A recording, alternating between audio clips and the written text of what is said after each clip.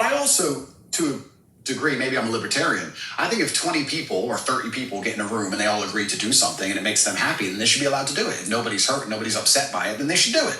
And perhaps that does make you a libertarian. If 30 full-grown men decide to go into a room and be gay, and they want to be gay, then they should be allowed to go be gay. You're 30 men, you're not hurting anybody, is what you want to do. If you want to wear red t-shirts, wear red t-shirts. If me and my brother had 30 people, we all got together and wanted money and everyone was happy, who's others to come along and criticize and say people are victims, people are upset, this is wrong, this is bad, etc. So, yeah, you're completely right. It's amazing how people throw stones and how imperfect everybody is, truly. And I think the best thing you can do as a man is obviously learn your lessons from your life and try your best to pass them on. I feel like I'm doing that to the best of my ability. But also, another thing that conservatives is going to blow their minds, is going to really upset them. What they don't understand about especially the strength of my message is that to especially the young boys of the world, I'm cool. I'm cool. And I know they think that doesn't matter, but if you want to sit behind a desk and go, the Republican Bill 304, nobody can, you're a dork, so no one gives a right? You're a nerd. I've got the big cars and pretty women, and I live the lifestyle. If you want to really capture the youth of today, you need to get some kind of affinity with them. They need to at least want to be you to a degree. You need to at least be their hero to a degree. This is where liberalism wins. I don't think a lot of conservatives understand it. Liberalism's sexy. You do drugs, you run around, you burn stuff. It's cool. You get a party. Because what do conservatives do? Stay home, stay home, stay home. It's boring, right? At least what they don't understand is that conservatives will sit there and go, he's a terrible role model because he has all these pretty girls in this fast car and he's a materialistic. That's the reason I can actually help the world. That's the reason young boys will listen to me. You said it yourself, 14, 15-year-old boys, they'll look at my life and go, okay, I want to listen to this guy. They don't want to listen to me if I sit behind a desk and read Republican Bill 308. I don't read that crap. I don't know. And they don't care. It's amazing video from Andrew Tate in reference to what we've been talking about recently with hypermasculinity. And the reason why this video is so amazing to me is because it has everything right and everything wrong at the same time. Now, Andrew Tate, when he's making this video, he's talking about the difference between him having a real life experience and living his life out in the midst of the public eye of these young boys, these young adults, and these older adult men who are flocking to him versus the conservative media or whoever that is, right? But you can take this conservative media, conservative politicians that he's talking about, and you can put any group of other men in this category who are in the battle for masculinity against this hyper-masculine philosophy. And one of the groups of people who are in battle, no matter who they are is the church. The church is in the battle for masculinity when it comes to its men.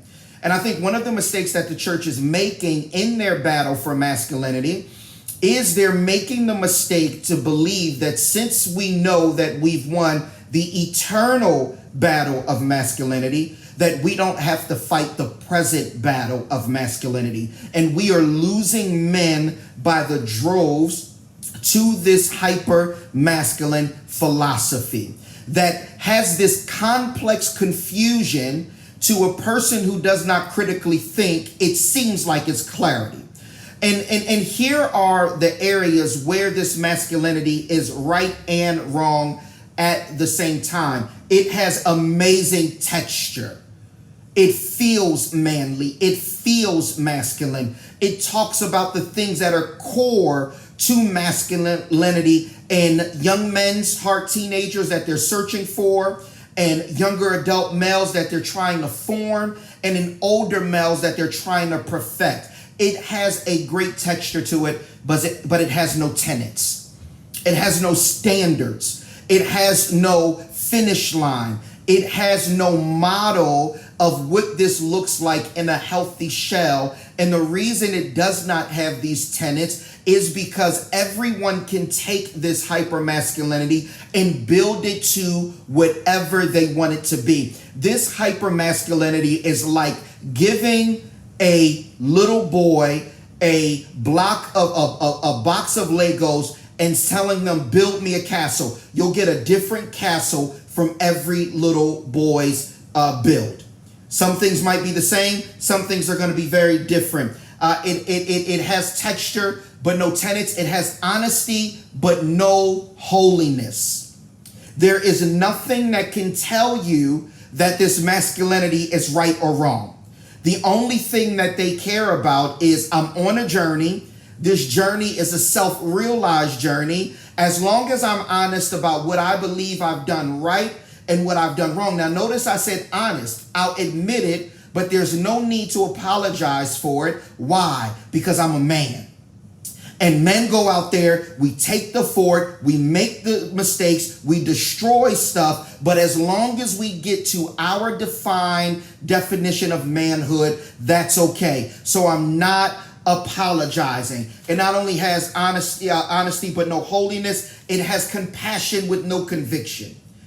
If people want to get out here and try to figure their way out, if 30 people get in the room and they say, this is right for me and this makes me happy, we should be able to have tolerance for their journey, but we cannot tell them that what they're doing is right or wrong. Who are we to tell them? We should give them all the compassion in the world, but we should not have conviction about right or wrong, good or evil, healthy or unhealthy, good or... Only they can decide that. As long as they aren't harming anybody, as long as they aren't breaking any laws. It has the means justify the end mentality. And that's a mentality that leads and has led men into places that have been wrong. And finally, it has image but no identity. Everything that he talks about in his masculinity that young boys love about him are things that are coming from stuff external to him. It's the women external. It's the nice car that external. It's even his body shape and his shape that is external on the outer shells of his body or from outside of his experience, bringing them into his life. But he never talks about the internal war of identity that men have to fight to find real masculinity. It's false and it's true at the same time in so many areas. And what we have to do, instead of criticizing it, we have to dive in deep and begin to dissect what is right about this masculinity and keep that, and what is wrong and chop it off and reinforce it and redeem it and restore it to what is truly needed for healthy masculinity. Now, some may be saying, well, are you up against this because he is killing the church's identity of manhood? No, I'm not. If you watch this interview that he had with Candace Owens, what he does is he goes after the very masculinity that belonged to Jesus himself. And he's saying, that's not cool. We want something else. We don't want our heroes to be holy. We want our heroes to be hellish. And I'll give you another video about that shortly. Let me know what you think about this. Comment, like, tell me, give me your thoughts on this idea of masculinity. Until next time, let's continue to have this conversation.